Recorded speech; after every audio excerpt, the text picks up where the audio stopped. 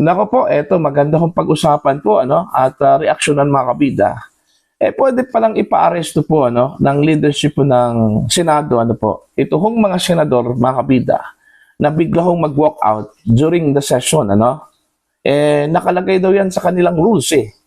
In fact, yung ginawa po ng minority bloc mga kabida noong Martes po ng hapon kung saan po ay nagkaroon po ng session nag-walk out bigla mga kabida dahil lang po hindi ho nila nagustuhan ito hong panukala po mga kabida ni Senator Rodante Marcoleta na bigyan pagkakataon ito hong mga senador katulad na lang po ni Bato na makapag-online voting at saka remote attendance po mga kabida. Hindi daw ginawa yun ng Senate leadership. Alright? Siguro masyado lang pong maluwag mga kabida ito hong majority block kaya hindi po nila ipinaaresto ito hong mga senador na nag-walk out po mga kabida po. Ito babasahin ko lang po ito hong article ng ang balita ngayon pwede namin silang paaresto para bumalik Senator Marcoleta matapos ang walkout ng minority alright. Nagbigay ng reaksyon si Senator Rodante Marcoleta kaugnay ng pag-walkout ng ilang senador sa minority sa gitna ng mainit na tensyon sa Senado. Sa programang Saganang Mamamayan ng Net25 nitong Mayo 27, ipinaliwanag ni Marcoleta na may umiiral umanong probisyon sa Senate rules para makumpel ang pagbabalik ng mga senador na nag-walkout. Ito yung sinabi po ni Marcoleta po, mga kabida. Alam nyo, sa tuntunin namin, pag nag-walk out, pwede namin silang paaresto para bumalik Oo, nasa rules namin, pero hindi namin ginawa. Ayan. Kasunod nito, ipinaliwanag ni Marcoleta, kasi alam mo, ang ginawa nila, umalis nga sila, nag-walk out, naiwan si Tito Soto para siyang mag-question ng quorum.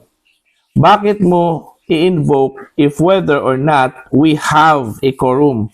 Alam mong mawawala ang quorum dahil umalis kayo Para bang pinaplano na pala yun, mga kabida, yung ginawa po ng minority bloc na iiwan po mga kabida nila si Tito Soto in order him to question kung merong quorum o wala, mga kabida. In fact, nag-motion pa nga siya na i-adjourn mga kabida, yung session na yon.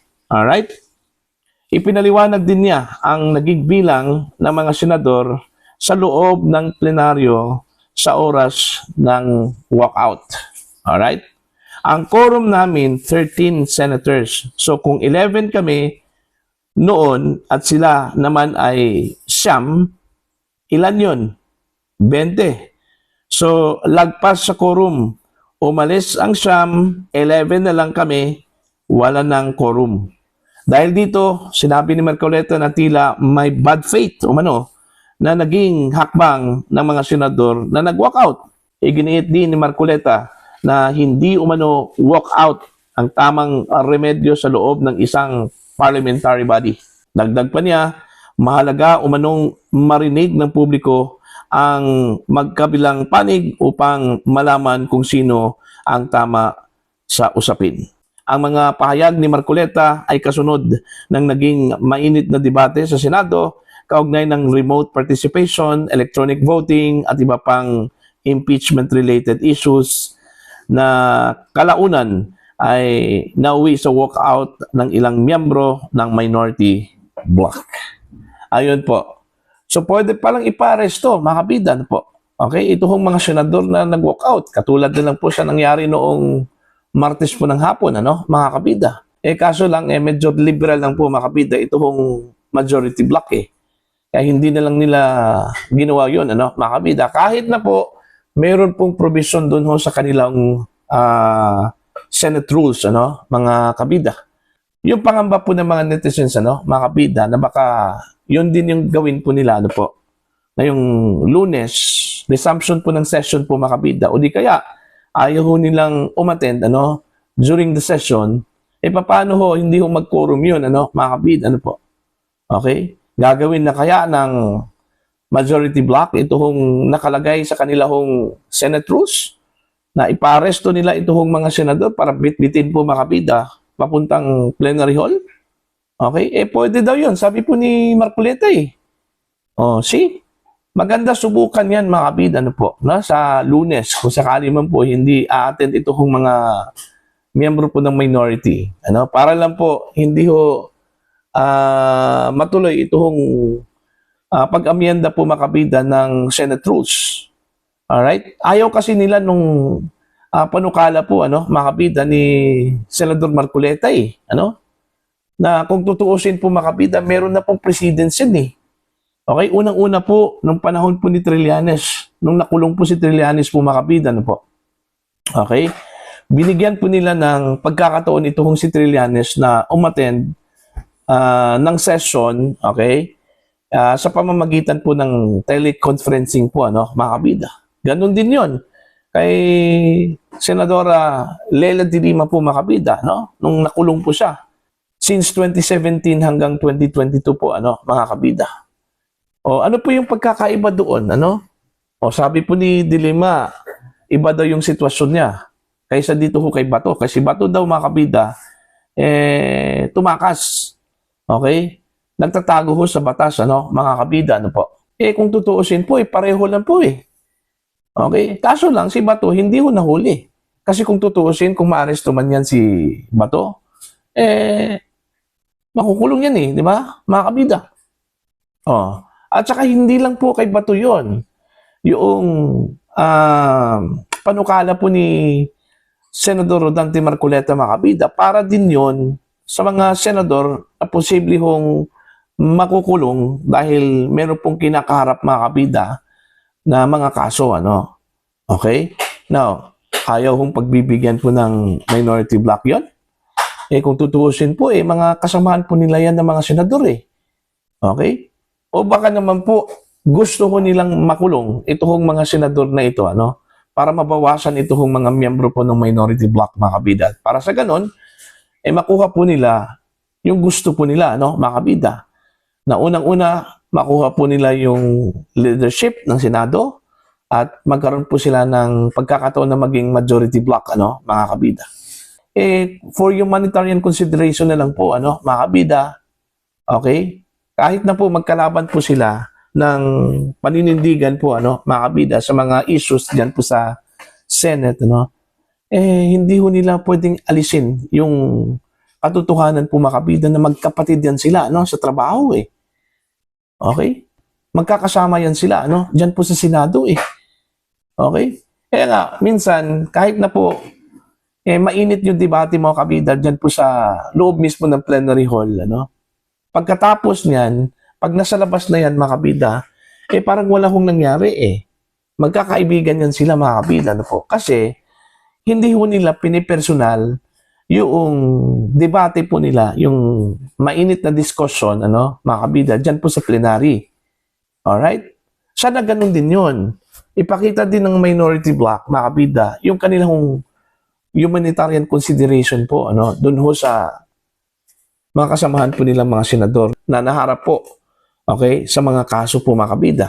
Diba? Kasi kung balik rin natin yung sitwasyon, ganun siguro yung gagawin po ng minority block eh.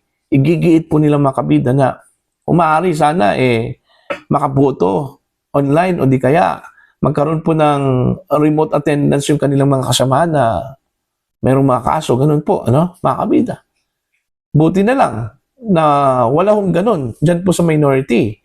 Kasi kung nagkataon po makabida, ako, sigurado po ako, ganun din yung gagawin po nila, po. Okay? Now, abangan po natin to sa Lunes, kung ano po ang pwede hong gawin po makabida ng majority block, Kasi malinaw dun daw sa rules po nila, makabida. Kung sakali mo po, gawin ulit ang makabida ng minority block, na mag-walk out po sila. Okay, para lang po hindi ho matuloy yung discussion po mga kabida, po. Pwede ho silang ipa-aresto po mga kabida. So, sana hindi ho umabot dun ho sa punto na yon mga kabida, po. Okay? Yung mga senador po natin, regardless kung ano po yung kanilang panig po mga kabida, po. Andyan po sila mga kabida para ho magtrabaho. Kasi hindi ho maganda yung walkout po mga kabida, ano po. Para kang bata eh. Alright? So, yung ginawa po mga kabida ng minority block, alright? Nangangahulugan lang po yon, ano? Na hindi ho nila kayang makikipagdebate. Alright? Takot ho sila sa debate po, ano? Mga kabida, kaya yon. Nag-walk out po yung mga miyembro po ng minority, ano? Mga kabida. Kasi kung matapang po yan, mga kabida, sana pinupronta po nila itong mga miyembro po ng majority block, ano? Mga kabida, through debate. Okay? Kaso wala eh. At in fact, meron ngang mga haka-haka na plinano daw yun nila, no, mga kabida. Yung pag-iwan po nila kay Senator Tito Soto, parte po daw ng drama daw ng minority block yun. Para meron pong mag-question po mga kabida sa quorum. Okay? Kasi kung silang lahat po mga kabida, wala doon, wala nang ko-question doon sa quorum po, ano? At magpapatuloy po mga kabida yung kanilang deliberasyon, ano? Okay? Kaya nga nagpaiwan daw doon si Senator Tito Soto, yun daw yung magku-question po mga kabida sa quorum. Kaya nga, narinig po natin ito kung si Senator Tito Soto, nung nag-motion ito kung si Senator Alan Peter Cayetano mga kabida, na to divide the House. Alright? Ang sabi po ni Tito Soto, bigla ko siyang sumingit na gusto ko niyang ipa-adjourn. Okay? Ito kong sesyon, ano? Mga kabida, ano po? Alright? Siguro, nakita ko ng majority na kulang talaga sila, no? Hindi ko sila nag-quorum po mga kabida, ano po? Kaya ipinagpaliban na lang po yung discussion, yung debate mga kabida hanggang Lunes. So ngayon, abangan po natin sa Lunes mga kabida kung ano po yung mangyayari po. Sisipot ba itong mga miyembro ng minority block, ano, mga kabida?